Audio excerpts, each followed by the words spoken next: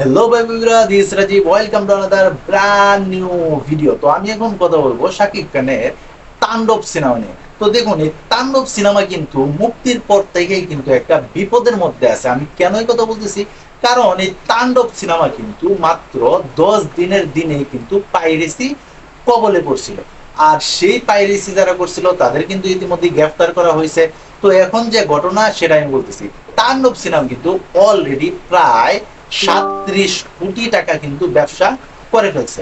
হইতে পারে অ্যামাউন্টটা অনেক, কিন্তু এই তাণ্ডব সিনেমা কিন্তু 100 কোটির ক্লাবেও কিন্তু যাওয়ার কথা ছিল, এমনটাই কিন্তু নির্মাতা রায়হান রাফি কিন্তু জানাইছিল। এবং এই সিনেমা যে প্রযোজক আলফা আই, এসবিএফ এবং চরকি, তারাও কিন্তু ধারণা করছিল যে বরবাদের রেকর্ডটাই কিন্তু ভেঙে দিতে পারে এই তাণ্ডব সিনেমা। তো এই তাণ্ডব সিনেমা কিন্তু যতই পাইরেসি হোক না কেন, এই তাণ্ডব সিনেমার কিন্তু দামায় রাখা যাইতেছে না।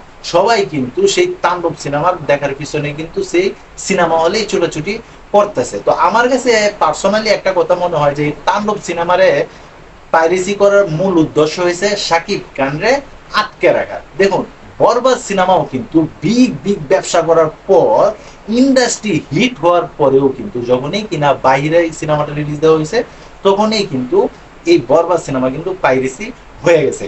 তো যেহেতু এই বরবাদ সিনেমার পাইরেসির পর এবার নতুন করে তাণ্ডব সিনেমা পাইরেসি হয়েছে, এখন কিন্তু প্রযোজক যারা ছিল তারা কিন্তু নড়ে চড়ে বসছে।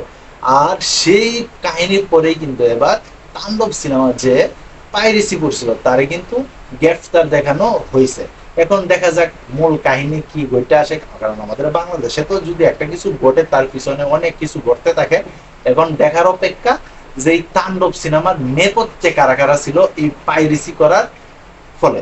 তো যাই হোক, এই যে 37 কোটি টাকা যে তাণ্ডব সিনেমার ব্যবসা করলো, এই নিউজটা শোনার পরে তোমরা যারা চাকরিয়ান আছো, তোমাদের কাছে কেমন লাগছে অবশ্যই কিন্তু তোমরা কমেন্ট বক্সে জানাইতে পারো। আর তোমরা যারা এই ধরনের ভিডিও দেখতে পছন্দ করো, অবশ্যই কিন্তু আমার চ্যানেলটাকে সাবস্ক্রাইব করে পাশে থাকতে পারো। তো এই ছিল এখনকার মতো ভিডিও। তো সবাই ভালো থাকবা, সুস্থ থাকবা, কাছের মানুষটা ভালো রাখবা। ধন্যবাদ সবাইকে। আল্লাহ হাফেজ।